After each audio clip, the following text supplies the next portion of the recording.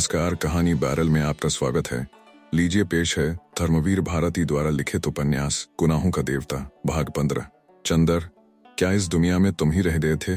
Photo दिखाकर पसंद कराने के लिए। चंदर का हाथ उठा। तर से एक तमाचा। चंदर, चोट तो नहीं आई? मान लिया कि मेरे मन ने मुझसे न कहा हो, तुमसे तो मेरा मन कोई बात नहीं छिपाता। तो चंदर, तुम शादी कर क्यों नहीं लेते? पापा लड़की देख आएंगे, हम भी देख लेंगे। तो फिर तुम बैठो तो हम पढ़ेंगे, वरना हमें शर्म लगती है। चंदर, तुम शादी मत करना, तुम इस सब के लिए नहीं बने हो। नहीं सुधा, तुम्हारे वक्ष पर सिर रखकर कितना संतोष मिलता है। आसमान में एक एक करके तारे टूटते जा रहे थे। वह पम्मी के यहाँ नहीं गया। 1 दिन, 2 दिन, 3 दिन, अंत में चौथे दिन शाम को पम्मी खुद आई। चंदर खाना खा चुका था और लॉन पर टहल रहा था। पम्मी आई। उसने स्वागत किया, लेकिन उसकी मुस्कुराहट में उल्लास नहीं था। कहो कपूर, आए क्यों नहीं? मैं समझी तुम बीमार हो गए। पम्मी ने लॉन पर पड़ी एक कुर्सी पर बैठते हुए कहा। आओ बैठो ना। उसने चंदर की ओर कुर्सी खिसकाई। नहीं, तुम बैठो, मैं टहलता रहूंगा। चंदर बोला और कहने लगा, पता नहीं क्यों पम्मी, 2-3 दिन से तबीयत बहुत उदास सी है। तुम्हारे यहाँ आने को तबीयत नहीं हुई? क्यों, क्या हुआ? पम्मी ने पूछा और चंदर का हाथ पकड़ लिया। चंदर पम्मी की कुर्सी के पीछे खड़ा हो गया। पम्मी ने चंदर के दोनों हाथ पकड़कर अपने गले में डाल लिए और अपना सिर चंदर से टिकाकर उसकी ओर देखने लगी। चंदर चुप था। न उसने पम्मी के गाल थपथपाए, न हाथ दबाया, न अलकें बिखेरी और न निगाहों में नशा ही बिखेरा। औरत अपने प्रति आने वाले प्यार और आकर्षण को समझने में चाहे एक बार भूल कर जाए, लेकिन वह अपने प्रति आने वाली उदासी और उपेक्षा को पहचानने में कभी भूल नहीं करती। वह होठों पर होठों के स्पर्शों के गूढ़तम अर्थ समझ सकती है। वह आपके स्पर्श में आपकी नसों से चलती हुई भावना पहचान सकती है। वह आपके वक्ष से टिकाकर आपके दिल की धड़कनों की भाषा समझ सकती है। यदि उसे थोड़ा सा भी अनुभव है और आप उसके हाथ पर हाथ रखते हैं, तो स्पर्श की अनुभूति से ही जान जाएगी कि आप उससे कोई प्रश्न कर रहे हैं, कोई याचना कर रहे हैं, सांत्वना दे रहे हैं या सांत्वना मांग रहे हैं, क्षमा मांग रहे हैं, क्षमा दे रहे हैं, प्यार का प्रारंभ कर रहे हैं या समाप्त कर रहे हैं, स्वागत कर रहे हैं या विदा दे रहे हैं। यह पुलक का स्पर्श है या उदासी का चाव और नशे का स्पर्श है या खिन्नता और बेमनी का। पम्मी चंदर के हाथों को छूते ही जान गई कि हाथ चाहे गर्म हो, लेकिन स्पर्श बड़ा शीतल है, बड़ा नीरस। उसमें वह पिघली हुई आग की शराब नहीं है जो अभी तक चंदर के होठों पर धकती थी, चंदर के स्पर्शों में बिखरती थी। कुछ तबीयत खराब है कपूर, बैठ जाओ। पम्मी ने उठकर चंदर को जबरदस्ती बिठाल दिया। आजकल बहुत मेहनत पड़ती है। क्यों, चलो तुम हमारे यहाँ रहो। पम्मी में केवल शरीर की प्यास थी। यह कहना पम्मी के प्रति अन्याय होगा। पम्मी में एक बहुत गहरी हमदर्दी थी चंदर के लिए। चंदर अगर शरीर की प्यास को जीत भी लेता तो उसकी हमदर्दी को वह नहीं ठुकरा पाता था। उस हमदर्दी का तिरस्कार होने से पम्मी दुखी होती थी और उसे वह तभी स्वीकृत समझती थी जब चंदर उसके रूप के आकर्षण में डूबा रहे। अगर पुरुषों के होठों में तीखी प्यास न हो, बाहुपाशों में जहर न हो, तो वासना की इस शिथिलता से नारी फौरन समझ जाती है कि संबंधों में दूरी आती जा रही है। संबंधों की घनिष्ठता को नापने का नारी के पास एक ही मापदंड है, चुंबन का तीखापन। चंदर के मन में ही नहीं वरन स्पर्शों में भी इतनी बिखरती हुई उदासी थी, इतनी उपेक्षा थी कि पम्मी मर्माहत हो गई। उसके लिए यह पहली पराजय थी। आजकल पम्मी जान जाती थी कि चंदर का रोम रोम इस वक्त पम्मी की सांसों में डूबा हुआ है, लेकिन पम्मी ने देखा कि चंदर उसकी बाहों में होते हुए भी दूर, बहुत दूर, न जाने किन विचारों में उलझा हुआ है। वह उससे दूर चला जा रहा है, बहुत दूर। पम्मी की धड़कनें अस्त व्यस्त हो गईं। उसकी समझ में नहीं आया वह क्या करे। चंदर को क्या हो गया? क्या पम्मी का जादू टूट रहा है? पम्मी ने अपनी पराजय से कुंठित होकर अपना हाथ हटा लिया और चुपचाप मुंह फेर कर उधर देखने लगी। चंदर चाहे जितना उदास हो, लेकिन पम्मी की उदासी वह नहीं सह सकता था। बुरी या भली, पम्मी इस वक्त उसकी सूनी जिंदगी का अकेला सहारा थी और पम्मी की हमदर्दी का वह बहुत कृतज्ञ था। वह समझ गया पम्मी क्यों उदास है। उसने पम्मी का हाथ खींच लिया और अपने होठ उसकी हथेलियों पर रख दिए और खींचकर पम्मी का सिर अपने कंधे पर रख लिया। पुरुष के जीवन में एक क्षण आता है जब वासना, उसकी कमजोरी, उसकी प्यास, उसका नशा, उसका आवेश नहीं रह जाती।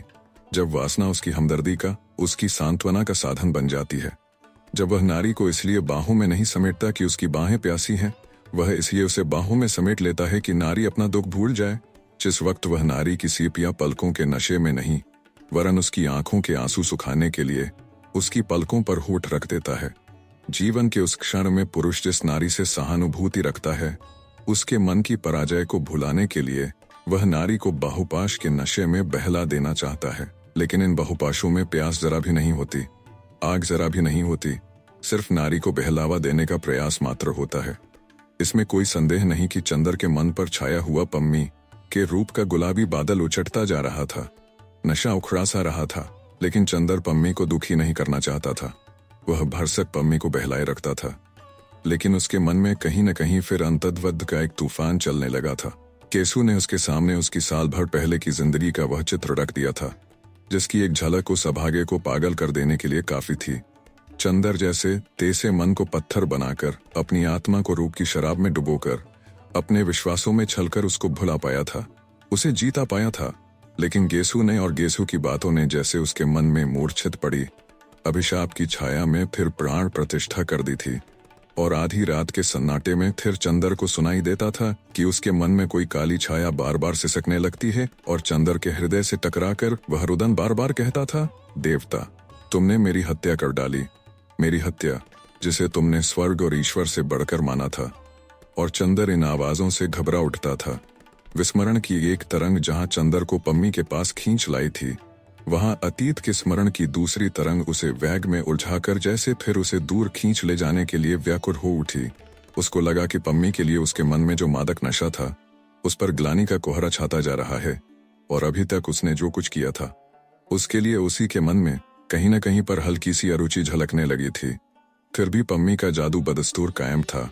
वह पम्मी के प्रति कृतज्ञ था, और वह पम्मी को कहीं किसी भी हालत में दुखी नहीं करना चाहता था। भले वह गुनाह करके अपनी कृतज्ञता जाहिर क्यों न कर पाए, लेकिन जैसे बिनती के मन में चंदर के प्रति जो श्रद्धा थी, वह नैतिकता अनैतिकता के बंधन से ऊपर उठकर थी, वैसे ही चंदर के मन में पम्मी के प्रति कृतज्ञता पुण्य और पाप के बंधन से ऊपर उठकर थी। बिनती ने एक दिन चंदर से कहा था कि यदि वह चंदर को असंतुष्ट करती है, तो वह उसे इतना बड़ा गुनाह लगता है कि उसके सामने उसे किसी भी पाप पुण्य की परवाह नहीं है। उसी तरह चंदर सोचता था कि संभव है कि उसका और पम्मी का यह संबंध पापमय हो, लेकिन इस संबंध को तोड़कर पम्मी को असंतुष्ट और दुखी करना इतना बड़ा पाप होगा जो अक्षम्य है। लेकिन वह नशा टूट चुका था, वह सांस धीमी पड़ गई थी। अपनी हर कोशिश के बावजूद वह पम्मी को उदास होने से बचा न पाता था। एक दिन सुबह जब वह कॉलेज जा रहा था कि पम्मी की कार आई। पम्मी बहुत ही उदास थी। चंदर ने आते ही उसका स्वागत किया। उसके कानों में एक नीले पत्थर का बुंदा था, जिसकी हल्की छाह गालों पर पड़ रही थी। चंदर ने झुककर वह नीली छाह चूम ली। पम्मी कुछ नहीं बोली, वह बैठ गई और फिर चंदर से बोली, मैं लखनऊ जा रही हूँ, कपूर कब आ जा? हाँ, अभी कार से यों ही मन उब गया, पता नहीं कौन सी छाह मुझ पर छा गई है। मैं शायद लखनऊ से मसूरी चली जाऊं। मैं तुम्हें जाने नहीं दूंगा।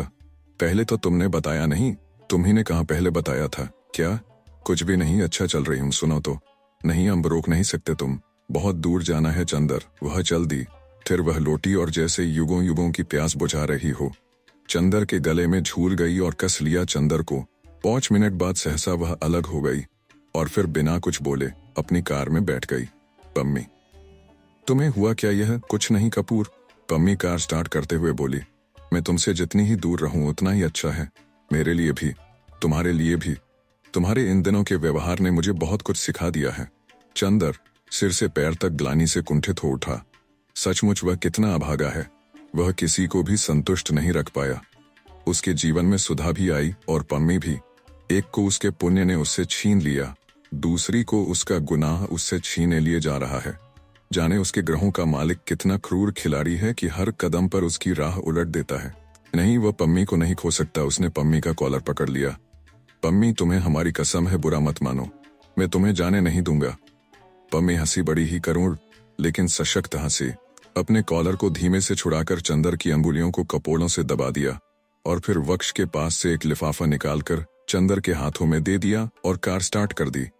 पीछे मुड़कर नहीं देखा। पैर करवे धुएं का बादल चंदर की ओर उड़ाकर आगे चल दी। जब कार उछल हो गई तब चंदर को होश आया कि उसके हाथ में एक लिफाफा भी है। उसने सोचा फौरन कार लेकर जाए और पम्मी को रोक ले। फिर सोचा पहले पढ़ तो ले, यह है क्या चीज। उसने लिफाफा खोला और पढ़ने लगा, कपूर, एक दिन तुम्हारी आवाज और बर्टी की चीख सुनकर अपूर्ण वेश में ही अपने श्रृंगार गृह से भाग आई थी और तुम्हें फूलों के बीच में पाया था। आज तुम्हारी आवाज मेरे लिए मूक हो गई है और असंतोष और उदासी के कांटों के बीच में तुम्हें छोड़कर जा रही हूँ इसलिए कि अब तुम्हें मेरी जरूरत नहीं रही। झूठ क्यों बोलूं? अब क्या, कभी भी तुम्हें मेरी जरूरत नहीं रही थी, लेकिन मैंने हमेशा तुम्हारा दुरुपयोग किया। झूठ क्यों बोलें? तुम मेरे पति से भी अधिक समीप रहे हो। तुमसे कुछ छिपाऊंगी नहीं। मैं तुमसे मिली थी जब मैं एकाकी थी, उदास थी। लगता था कि उस समय तुम मेरी सुनसान दुनिया में रोशनी के देवदूत की तरह आए थे। तुम उस समय बहुत भोले, बहुत सुकुमार, बहुत ही पवित्र थे। मेरे मन में उस दिन तुम्हारे लिए जाने कितना प्यार उमड़ आया। मैं पागल हो उठी। मैंने तुम्हें उस दिन सैलामी की कहानी सुनाई थी सिनेमा घर में। उसी अभागिन सैलामी की तरह मैं भी पैगंबर को चूमने के लिए व्याकुल हो उठी। देखा, तुम पवित्रता को प्यार करते हो। सोचा, यदि तुमसे प्यार ही जीतना है तो तुमसे पवित्रता की ही बातें करूं। मैं जानती थी कि सेक्स प्यार का आवश्यक अंग है, लेकिन मन में तीखी प्यास लेकर भी मैंने तुमसे सेक्स विरोधी बातें करनी शुरू की। मुंह पर पवित्रता और अंदर में भूख का सिद्धांत रखते हुए भी मेरा अंग अंग प्यासा हो उठा था। तुम्हें होठों तक खींच लाई थी, लेकिन फिर साहस नहीं हुआ। फिर मैंने उस छोकरी को देखा, उस नितांत प्रतिभाहीन दुर्बल मना छोकरी मिस सुधा को। वह कुछ भी नहीं थी, लेकिन मैं देखते ही जान गई थी कि तुम्हारे भाग्य का नक्षत्र है। जाने क्यों, उसे देखते ही मैं अपना आत्मविश्वास खोसा बैठी। उसके व्यक्तित्व में कुछ न होते हुए भी कम से कम अजब सा जादू था, यह मैं भी स्वीकार करती हूँ। लेकिन थी वह छोकरी ही। तुम्हें न पाने की निराशा और तुम्हें न पाने की असीम प्यास, दोनों के पीस डालने वाले संघर्ष से भागकर मैं हिमालय में चली आई। जितना तीखा आकर्षण होता है कपूर, कभी कभी नारी उतनी ही दूर भागती है। अगर कोई प्याला मुंह से न लगाकर दूर फेंक दे तो समझ लो कि वह बेहद प्यासा है। इतना प्यासा कि तृप्ति की कल्पना से भी घबराता है। दिन रात उस पहाड़ी की धवल चोटियों में तुम्हारी निगाहें मुस्कुराती थीं, पर मैं लौटने का साहस न कर पाती थी। लौटी तो देखा कि तुम अकेले हो, निराश हो और थोड़ा थोड़ा उलझे हुए भी हो। पहले मैंने तुम पर पवित्रता की आड़ में विजय पानी चाहिए थी, अब तुम पर वासना का सहारा लेकर छा गई। तुम मुझे बुरा समझ सकते हो, लेकिन काश कि तुम मेरी प्यास को समझ पाते। कपूर, तुमने मुझे स्वीकार किया वैसे नहीं जैसे कोई फूल शबनम को स्वीकार करे। तुमने मुझे उस तरह स्वीकार किया जैसे कोई बीमार आदमी माफिया अफीम के इंजेक्शन को स्वीकार करे। तुम्हारी प्यासी और बीमार प्रवृत्तियां बदली नहीं, सिर्फ बेहोश होकर सो गईं। लेकिन कपूर, पता नहीं किस किस स्पर्श से वे एकाएक बिखर गईं। मैं जानती हूँ इधर तुम में क्या परिवर्तन आ गया है। मैं तुम्हें उसके लिए अपराधी नहीं ठहराती कपूर। मैं जानती हूँ तुम मेरे प्रति अब भी कितने कृतज्ञ हो, कितने स्नेहशील हो, लेकिन अब तुम में वह प्यास नहीं, वह नशा नहीं। तुम्हारे मन की वासना अब मेरे लिए एक तरस में बदलती जा रही है। मुझे वह दिन याद है, अच्छी तरह याद है चंदर, जब तुम्हारे जलते हुए होठों ने इतनी गहरी वासना से मेरे होठों को समेट लिया था कि मेरे लिए अपना व्यक्तित्व ही एक सपना बन गया था। लगता था सभी सितारों का तेज भी इसकी चिंगारी के सामने फीका है। लेकिन आज होठ होठ हैं, आग के फूल नहीं रहे। पहले मेरी एक झलक से तुम्हारे रोम रोम में सैकड़ों इच्छाओं की आंधियां गरज उठती थीं। आज तुम्हारी नसों का खून ठंडा है, तुम्हारी निगाहें पथराई हुई हैं और तुम इस तरह वासना मेरी ओर फेंक देते हो जैसे तुम किसी पालतू बिल्ली को पावरोटी का टुकड़ा दे रहे हो। मैं जानती हूँ कि हम दोनों के संबंधों की उष्णता खत्म हो गई है। अब तुम्हारे मन में महज एक तरस है, एक कृतज्ञता है। और कपूर, वह मैं स्वीकार नहीं कर सकूंगी। क्षमा करना, मेरा भी स्वाभिमान है, लेकिन मैंने कह दिया कि मैं तुमसे छिपाऊंगी नहीं। तुम इस भ्रम में कभी मत रहना कि मैंने तुम्हें प्यार किया था। पहले मैं भी यही सोचती थी। कल मुझे लगा कि मैंने अपने को आज तक धोखा दिया था। मैंने इधर तुम्हारी खिन्नता के बाद अपने जीवन पर बहुत सोचा, तो मुझे लगा कि प्यार जैसी स्थायी और गहरी भावना शायद मेरे जैसे रंगीन बहिर्मुख स्वभावशाली के लिए है ही नहीं। प्यार जैसी गंभीर और खतरनाक तूफानी भावना को अपने कंधी पर ढोने का खतरा देवता या बुद्धिहीन ही उठा सकते हैं। तुम उसे वहन कर सकते हो, कर रहे हो। प्यार की प्रतिक्रिया भी प्यार की ही परिचायक है कपूर। मेरे लिए आंसुओं की लहरों में डूब जाना संभव नहीं। या तो प्यार आदमी को बादलों की ऊंचाई तक उठा ले जाता है या स्वर्ग से पाताल में फेंक देता है। लेकिन कुछ प्राणी हैं जो न स्वर्ग के हैं न नरक के। वे दोनों लोकों के बीच में अंधकार की परतों में भटकते रहते हैं। वे किसी को प्यार नहीं करते, छायाओं को पकड़ने का प्रयास करते हैं, या शायद प्यार करते हैं, या निरंतर नई अनुभूतियों के पीछे दीवाने रहते हैं। और प्यार बिल्कुल करते ही नहीं। उनको न दुख होता है न सुख, उनकी दुनिया में केवल संशय, अस्थिरता और प्यास होती है। कपूर में उसी अभागे लोक की एक प्यासी आत्मा थी। अपने एकांत से घबराकर तुम्हें अपने बाहुपाश में बांधकर तुम्हारे विश्वास को स्वर्ग से खींच लाई थी। तुम स्वर्ग भ्रष्ट देवता भूलकर मेरे अभिशप्त लोक में आ गए थे। आज मालूम होता है कि फिर तुम्हारे विश्वास ने तुम्हें पुकारा है। मैं अपनी प्यास में खुद धक उठूं, लेकिन तुम्हें मैंने अपना मित्र माना था। तुम पर मैं आँच नहीं आने देना चाहती। तुम मेरे योग्य नहीं, तुम अपने विश्वासों के लोक में लौट जाओ। मैं जानती हूँ तुम मेरे लिए चिंतित हो, लेकिन मैंने अपना रास्ता निश्चित कर लिया है। स्त्री बिना पुरुष के आश्रय के नहीं रह सकती। उस अभागी को जैसे प्रकृति ने कोई अभिशाप दे दिया है। मैं थक गई हूँ इस प्रेमलोक की भटकन से। मैं अपने पति के पास जा रही हूँ, वे क्षमा कर देंगे। मुझे विश्वास है उन्हीं के पास क्यों जा रही हूँ, इसलिए मेरे मित्र कि मैं अब सोच रही हूँ कि स्त्री स्वाधीन नहीं रह सकती। उसके पास पत्नीत्व के सिवा कोई चारा नहीं। जहाँ जरा स्वाधीन हुई कि बस उसी अंधकूप में जा पड़ती है जहाँ मैं थी। वह अपना शरीर भी खोकर तृप्ति नहीं पाती। फिर प्यार से तो मेरा विश्वास जैसे उठा जा रहा है। प्यार स्थायी नहीं होता। मैं ईसाई हूँ, पर सभी अनुभवों के बाद मुझे पता लगता है कि हिंदुओं के यहाँ प्रेम नहीं, वरन धर्म और सामाजिक परिस्थितियों के आधार पर विवाह की रीति बहुत वैज्ञानिक और नारी के लिए सबसे ज्यादा लाभदायक है। उसमें नारी को थोड़ा बंधन चाहे क्यों ना हो, लेकिन दायित्व रहता है, संतोष रहता है। वह अपने घर की रानी रहती है। काश के तुम समझ पाते कि खुले आकाश में इधर उधर भटकने के बाद, तूफानों से लड़ने के बाद मैं कितनी आतुर हो उठी हूँ बंधनों के लिए और किसी सशक्त डाल पर बने हुए सुखद सुकोमल नीड में बसेरा लेने के लिए, जिस नीड को मैं इतने दिनों पहले उजाड़ चुकी थी। आज वह फिर मुझे पुकार रहा है। हर नारी के जीवन में यह क्षण आता है और शायद इसीलिए हिंदू प्रेम के बजाय विवाह को अधिक महत्व देते हैं। मैं तुम्हारे पास नहीं रुकी। मैं जानती थी कि हम दोनों के संबंधों में प्रारंभ से इतनी विचित्रता थी कि हम दोनों का संबंध स्थायी नहीं रह सकता था। फिर भी जिन क्षणों में हम दोनों एक ही तूफान में फंस गए थे, वे क्षण मेरे लिए अमूल्य निधि रहेंगे। तुम बुरा न मानना, मैं तुमसे जरा भी नाराज नहीं हूँ। मैं न अपने को गुनहगार मानती हूँ, न तुम्हें। फिर भी अगर तुम मेरी सलाह मान सको तो मान लेना। किसी अच्छी सी सीधी सादी हिंदू लड़की से अपना विवाह कर लेना। किसी बहुत बौद्धिक लड़की जो तुम्हें प्यार करने का दम भरती हो, उसके फंदे में न फंसना। कपूर, मैं उम्र और अनुभव दोनों में तुमसे बड़ी हूँ। विवाह में भावना या आकर्षण अक्सर जहर बिखेर देता है। ब्याह करने के बाद एक आध महीने के लिए अपनी पत्नी सहित मेरे पास जरूर आना। कपूर, मैं उसे देखकर वह संतोष पालूंगी जो हमारी सभ्यता ने हम अभागों से छीन लिया है। अभी मैं साल भर तक तुमसे नहीं मिलूंगी। मुझे तुमसे अब भी डर लगता है, लेकिन इस बीच में तुम बर्टी का ख्याल रखना। कभी कभी उसे देख लेना। रुपए की कमी तो उसे न होगी। बीवी भी उसे ऐसी मिल गई है जिसने उसे ठीक कर दिया है। उस अभागे भाई से अलग होते हुए मुझे कैसा लग रहा है ये तुम जानते। अगर तुम बहन होते, अगला पत्र तुम्हें तभी लिखूंगी जब मेरे पति से मेरा समझौता हो जाएगा। नाराज तो नहीं हो? प्रमिला डिक्रूज। चंदर पम्मी को लौटाने नहीं गया, कॉलेज भी नहीं गया। एक लंबा सा खत बिनती को लिखता रहा और इसकी प्रतिलिपि कर दोनों नत्थी कर भेज दिए और उसके बाद थक कर सो गया। बिना खाना खाए गर्मियों की छुट्टियां हो गई थीं और चंदर छुट्टियां बिताने दिल्ली गया था। सुधा भी आई हुई थी, लेकिन चंदर और सुधा में बोलचाल नहीं थी। एक दिन शाम के वक्त डॉक्टर साहब ने चंदर से कहा, चंदर, सुधा इधर बहुत अनमनी रहती है, जाओ इसे कहीं घुमा लाओ। चंदर बड़ी मुश्किल से राजी हुआ। दोनों पहले कनॉट प्लेस पहुंचे।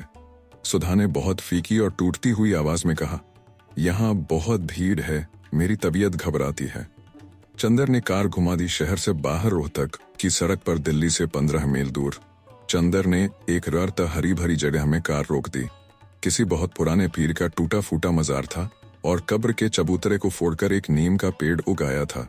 चबूतरे के 2-3 पत्थर गिर गए थे, 4-5 नीम के पेड़ लगे थे और कब्र के पत्थर के पास एक चिराग बुझा हुआ पड़ा था और कई एक सूखी हुई फूल मालाएं हवा से उड़कर नीचे गिर गई थी। कब्र के आसपास ढेरों नीम के तिनके और सूखे हुए नीम के फूल जमा थे। सुधा जाकर चबूतरे पर बैठ गई। दूर दूर तक सन्नाटा था, ना आदमी ना आदमजाद। सिर्फ गोधूली के अलसाते हुए झोंकों में नीम चरमरा उठते थे। चंदर आकर सुधा की दूसरी ओर बैठ गया। चबूतरे पर इस ओर सुधा और उस ओर चंदर, बीच में चिर नीरव कब्र। सुधा थोड़ी देर बाद मुड़ी और चंदर की ओर देखा। चंदर एकटक कब्र की ओर देख रहा था। सुधा ने एक सूखा हार उठाया और चंदर पर फेंक कर कहा, चंदर, क्या हमेशा मुझे इसी भयानक नरक में रखोगे? क्या सचमुच हमेशा के लिए तुम्हारा प्यार खो दिया है मैंने? मेरा प्यार। चंदर हंसा। उसकी हंसी उस सन्नाटे से भी ज्यादा भयंकर थी। मेरा प्यार। अच्छी याद दिलाई तुमने। मैं आज प्यार में विश्वास नहीं करता, या यह कहूं कि प्यार के उस रूप में विश्वास नहीं करता।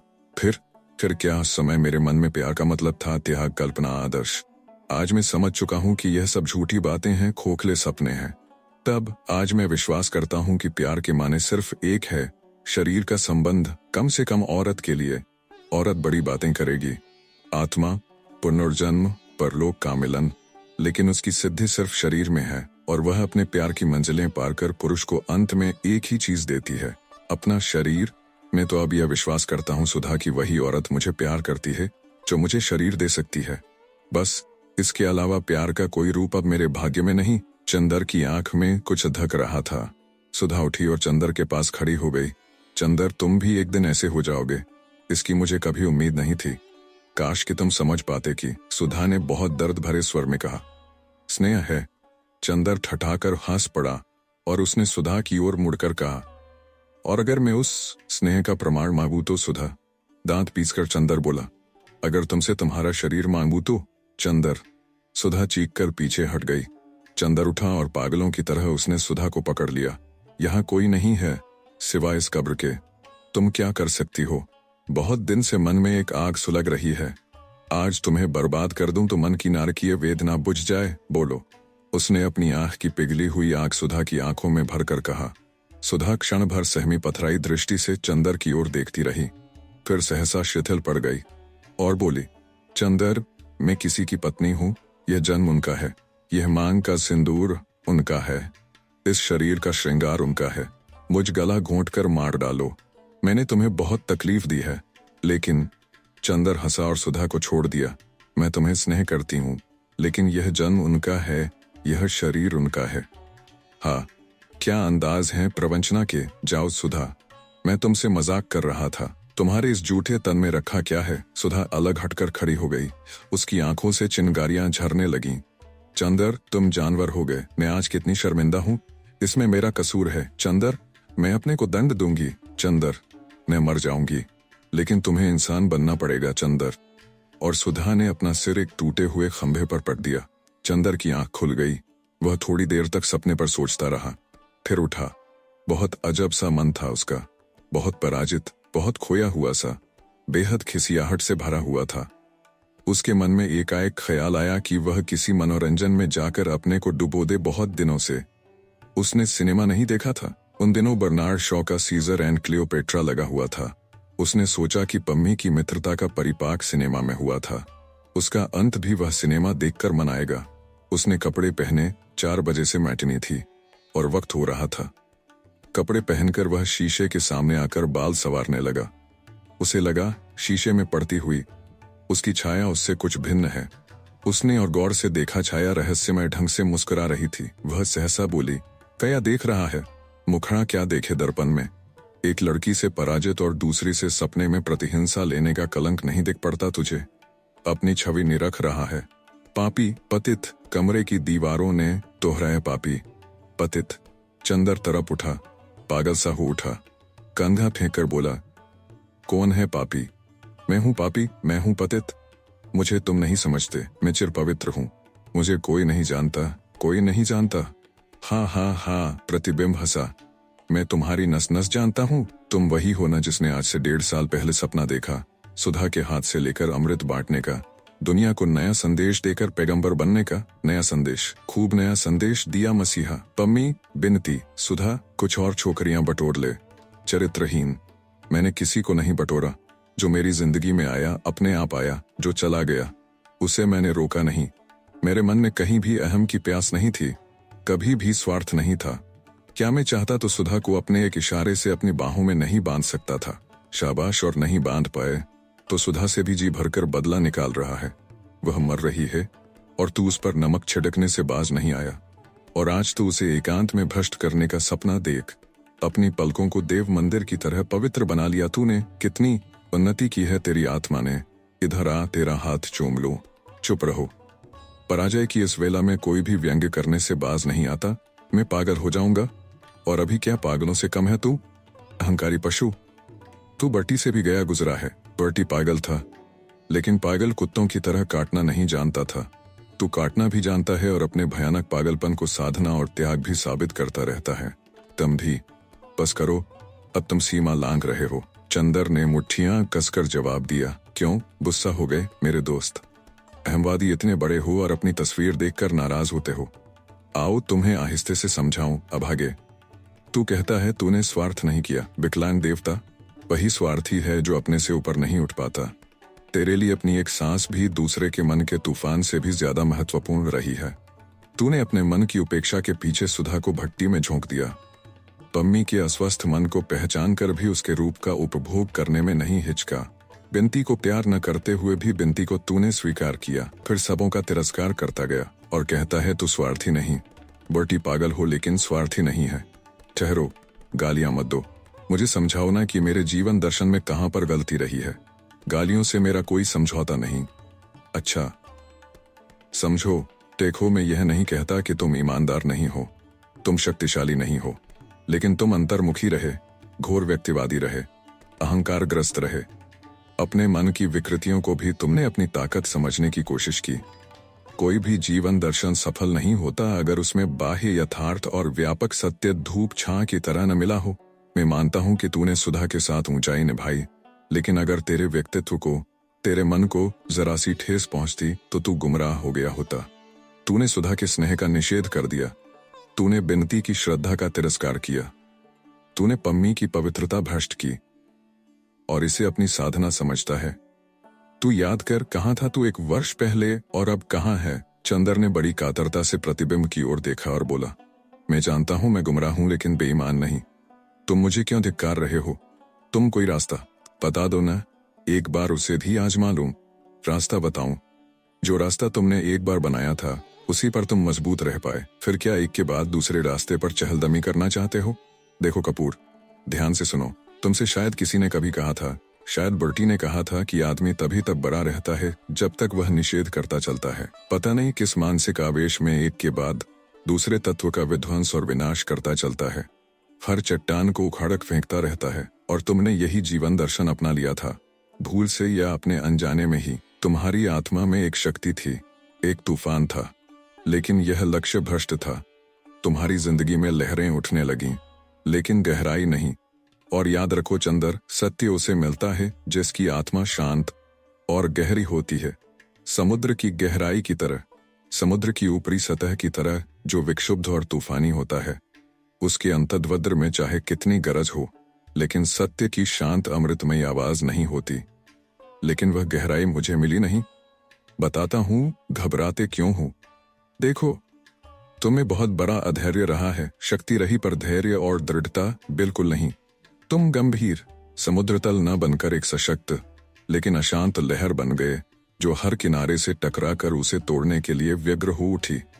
तुम में ठहराव नहीं था, साधना नहीं थी। जानते हो क्यों?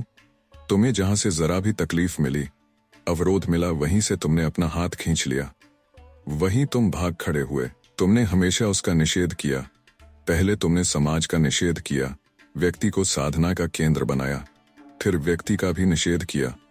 अपने विचारों में, अंतर्मुखी भावनाओं में डूब गए, कर्म का निषेध किया। फिर तो कर्म में ऐसी भागदौड़, ऐसी विमुखता शुरू हुई कि बस ना मानवता का प्यार जीवन में प्रतिफलित कर सका, न सुधा का। पम्मी हो या बिनती, हर एक से तू निष्क्रिय खिलौने की तरह खेलता गया। काश कि तूने समाज के लिए कुछ किया होता, सुधा के लिए कुछ किया होता, लेकिन तू कुछ न कर पाया। जिसने तुझे जिधर चाहा उधर उत्प्रेरित कर दिया और तू अंधे और इच्छा विहीन परतंत्र अंधड़ की तरह उधर ही हूं करता हुआ दौड़ गया। माना मैंने कि समाज के आधार पर बने जीवन दर्शन में कुछ कमियां हैं, लेकिन अंशत ही उसे स्वीकार कर कुछ काम करता। माना कि सुधा के प्यार से तुझे तकलीफ हुई पर उसकी महत्ता के ही आधार पर तू कुछ निर्माण कर ले जाता, लेकिन तू तो जरा से अवरोध के बहाने संपूर्ण का निषेध करता गया। तेरा जीवन निषेधों की निष्क्रियता की मानसिक प्रतिक्रियाओं की श्रृंखला रहा है। अभागे, तूने हमेशा जिंदगी का निषेध किया है। दुनिया को स्वीकार करता, यथार्थ को स्वीकार करता, जिंदगी को स्वीकार करता और उसके आधार पर अपने मन को, अपने मन के प्यार को, अपने जीवन को संतुलित करता। आगे बढ़ता, लेकिन तूने अपनी मन की गंगा को व्यक्ति की छोटी सी सीमा में बांध लिया। उसे एक पोखरा बना दिया। पानी सड़ गया, उसमें गंध आने लगी। सुधा के प्यार की सीपी, जिसमें सत्य और सफलता का मोती बन सकता था, वह मर गई और रुके हुए पानी में विकृति और वासना के कीड़े कुलबुलाने लगे। शाबाश, क्या अमृत पाया है तूने, धन्य है अमृत पुत्र। बस करो, यह व्यंग्य में नहीं सह सकता। मैं क्या करता, कैसी लाचारी का स्वर है। छे, असफल पैगंबर। साधना यथार्थ को स्वीकार करके चलती है, उसका निषेध करके नहीं। हमारे यहाँ ईश्वर को कहा गया है न्याति नेति। इसका मतलब यह नहीं कि ईश्वर परम निषेध स्वरूप है। गलत। नेति में न तो केवल एक वर्ण है, इति दो वर्ण है। एक निषेध तो कम से कम दो स्वीकृतियां। इसी अनुपात में कल्पना और यथार्थ का समन्वय क्यों नहीं किया तूने? मैं नहीं समझ पाता, यह दर्शन मेरी समझ में नहीं आता। देखो, इसको ऐसे समझो, घबराओ मत। कैलाश ने अगर नारी के व्यक्तित्व को नहीं समझा, सुधा की पवित्रता को तिरस्कृत किया, लेकिन उसने समाज के लिए कुछ तो किया। गेसु ने अपने विवाह का निषेध किया, लेकिन अख्तर के प्रति अपने प्यार का निषेध तो नहीं किया। अपने व्यक्तित्व का निर्माण किया, अपने चरित्र का निर्माण किया। यानी गेसु, एक लड़की से तुम हार गए, छे, लेकिन मैं कितना थक गया था यह तो सोचो। मन को कितनी ऊंची नीची घाटियों से, मौत से भी भयानक रास्तों से गुजरने में, और कोई होता तो मर गया होगा। मैं जिंदा तो हूं। वाह, क्या जिंदगी है। तो क्या करूं, यह रास्ता छोड़ दूं, यह व्यक्तित्व तोड़ डालूं? फिर वही निषेध और विध्वंस की बातें। छे, देखो, चलने को तो गाड़ी का बेल भी रास्ते पर चलता है, लेकिन सैकड़ों मील चलने के बाद भी वह गाड़ी का बेल ही बना रहता है। क्या तुम गाड़ी के बेल बनना चाहते हो? नहीं कपूर। आदमी जिंदगी का सफर तय करता है। राह की ठोकरें और मुसीबतें उसके व्यक्तित्व को पुख्ता बनाती चलती हैं, उसकी आत्मा को परिपक्व बनाती चलती हैं। क्या तुम्हें परिपक्वता आई? नहीं, मैं जानता हूं। तुम अब मेरा भी निषेध करना चाहते हो, तुम मेरी आवाज को भी चुप करना चाहते हो। आत्म प्रवंचना तो तेरा पीछा हो गया है। कितना खतरनाक है तू अब। तू मेरा भी तिरस्कार करना चाहता है। और छाया धीरे धीरे एक वह बिंद्र बनकर अदृश्य हो गई। चंदर चुपचाप शीशे के सामने खड़ा रहा। फिर वह सिनेमा नहीं गया। आप सुन रहे थे कहानी बैरल से धर्मवीर भारती द्वारा लिखित उपन्यास गुनाहों का देवता, भाग 15। वीडियो पसंद आया तो इसे लाइक करिए और चैनल को भी सब्सक्राइब कीजिए। धन्यवाद।